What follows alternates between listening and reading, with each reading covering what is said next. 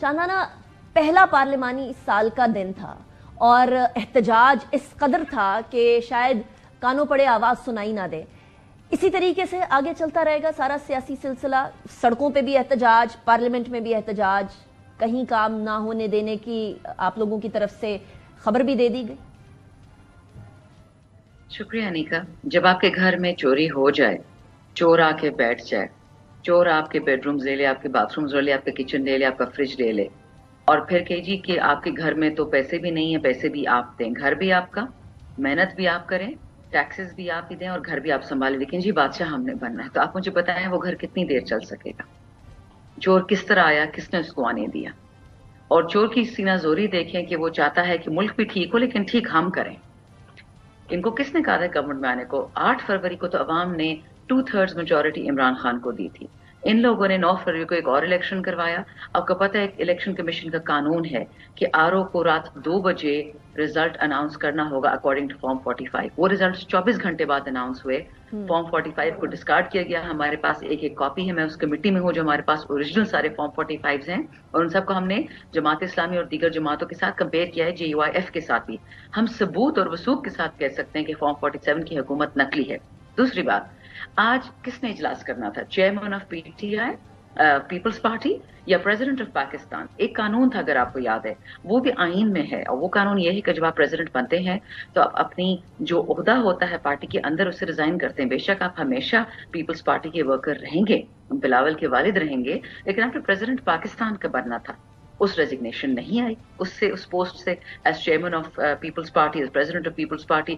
تو پھر یہ کس قسم کا اجلاس تھا؟ اچھا شاندانہ اس کے اوپر سوال یہ پیدا ہوتا ہے کہ ٹھیک ہے چلیے آپ, آئی انڈرسٹینڈ کہ آپ لوگوں کے گریوانسز ہیں, بڑے کلیئر ہیں, وہ آپ سارے ہمارا گریوانس نہیں ہے, آئین کو تباہ برباد کر دیا. I understand what you are saying. میرا سوال یہ ہے کہ آپ نے کہا کہ یہ جو پارلیمنٹ ہے یہ تو فارم 47 کی بیسکلی پیداوار ہے, تو یہ پارلیمنٹ تو اصل میں لیجیٹیمیٹ ہے ہی نہیں. لیکن جب آپ نے اوتھ اٹھایا تو اس ٹائم پہ آپ نے اس پارلیمنٹ کو لیجیٹیمائز کر دیا. آپ نے یہ ڈیسائیڈ کیا کہ آپ نے جا کے پارلیمنٹ میں بیٹھنا ہے, اپوزیشن میں بیٹھنا ہے اور اپنا پارلیمان کے اندر کردار ادا کرنا ہے, تو پارلیمنٹ تو آپ کے ووٹ سے لیجیٹیمائز ہو گئی نا؟ ناٹ ایٹ آل جی. میں نے ووٹ لیا ہے پاکستانی عوام سے, میں نے اس اسمبلی سے ووٹ نہیں لیا. میں نے پاکستان, اپنے KP, اپنے شہر, اپنے پشاور سے ووٹ لیا ہے. میں ان کی منتخب نمائندہ ہوں. میں نے اوتھ آئین پہ لیا ہے جو قانون اور قرآن کا ایک امیلگم ہے. اوپر آیت الکرسی, نیچے ہم کھڑے تھے. اس سے کچھ بھی لینا دینا میرا نہیں تھا کہ فارم 47 والے چور آ گئے ہیں. اگر میرے لیفٹ پہ چور کھڑے ہوں, کیا اس کا یہ مطلب ہے کہ میں بھی قسم نہ کھاؤں پاکستان کو بچانے کی؟ ہم نے اس قسم میں یہ کہا تھا, اس حلف میں, کہ ہم پاکستان کے حامی اور ناصر ہوں گے اور اللہ ہماری مدد کرے. تو جب مجھے پتہ ہے, میں دیکھ رہی ہوں کہ کھبے ہاتھ پہ سارے چور کھڑے ہیں, تو میں بھی حلف نہ لوں. جو جھوٹا حلف لے رہے میں بھی ان کے ساتھ ہو جاؤں, میں پیچھے ہٹ جاؤں, اپنی عوام کو چورا چورا کر دوں؟ بالکل بھی نہیں. ہم انشاءاللہ ان کو صاف کریں گے, دھلائی کریں گے. یاد رکھیے, ہم نے ملک کو صاف کرنا ہے, ملک کو توڑنا نہیں ہے. ہم میں اور ان میں فرق یہ ہے. آپ نے کیا آصفہ زرداری کا الیکشن نہیں دیکھا کہ آدھے سے زیادہ لوگوں کی الیکشن فارمز انہوں نے ریجیکٹ کر دیا, ہمارے والے بندے کو جیل میں ڈال دیا, اور اللہ خیر سے اللہ ان کو انپوز الیکٹ کروا دیا. اگر اتنا ہی بھٹو اسٹرانگ ہے سندھ میں, تو ڈر کاہے کا, الیکشن کروا دیتے. اچھا, اس کے اوپر تو obviously ان لوگوں کا اپنا موقف آیا, لیکن شاندانہ the fact remains کہ آپ پھر پارلیمنٹ کو ایک انلیجیٹیمیٹ پارلیمنٹ نہیں کہہ سکتے نا. آپ یہ کہہ سکتے ہیں کہ کچھ لوگ, آپ نے فرمایا کہ پارلیمنٹ فارم 47 کی پیداوار. دیکھیں, پارلیمنٹ تو ایک ادارہ ہے, ایک قانون ہے, ایک کتاب ہے, ایک بلڈنگ ہے, ایک روح ہے پاکستان کی. پارلیمنٹیرینز نکلی ہیں, لیکن اس کو آپ نے چلانا ہے. اور fact of the matter is کہ فی الحال حکومت انہی لوگوں کی ہے جن کے اوپر آپ الزامات لگا رہے ہیں کہ وہ فارم 47 کی حکومت ہے. لیکن آپ فرما رہے ہیں کہ آپ نے اس پارلیمنٹ کی کسی بھی کام کو چلنے نہیں دینا ہے, آپ نے احتجاج کرنا ہے, اور وہ ہم نے آج دیکھ لیا, اس سے پہلے بھی دیکھ لیا, اس سے پہلے بھی دیکھتے ہیں.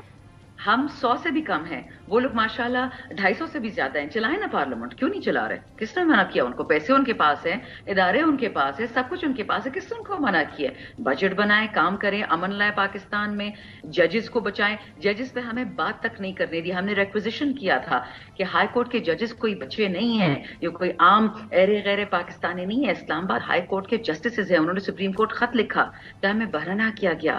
ہماری عورتوں کی ویڈیوز بنا رہے ہیں, ہمیں الیکٹروکیوٹ کیا گیا, ہمیں اغوا کیا گیا, ہمیں انصاف چاہیے. تو اگر جج کو انصاف نہیں ملے گا تو آپ اور مجھے کل کو کیا ملے گا؟ پھر آپ نے بہاول نگر بھی دیکھ لیا. شاندارہ. پھر دو آپشنز ہیں. یا تو یہ کہ obviously پاکستان تحریک انصاف اگر سمجھتی ہے کہ اس طرح سے پارلیمنٹ بنی ہے تو یا تو پارلیمنٹ سے ریزائن کر دیں, یا جو آپ کو مینڈیٹ ملا ہے, جس مینڈیٹ کی بیسس کے اوپر آپ پارلیمنٹ میں بیٹھے ہیں, اس کے اندر کردار ادا کریں, انسٹیڈ آف یہ کہ صرف اور صرف احتجاج کرتے رہیں. احتجاج سے تو کوئی کام آگے نہیں بڑھ سکے گا پارلیمنٹ کا. پارلیمنٹ تو ایک مفلوج ادارہ ہو جائے گی, ایک عضویں معطل ہو جائے گی.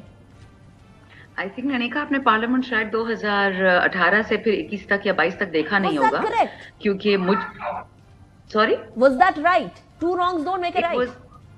No, you don't understand. It was their right to protest. ٹھیک ہے, it was our right to govern. یہ تھوڑا سا قانون کے دائرے میں بات کرتے, جذبات میں نہیں جاتے.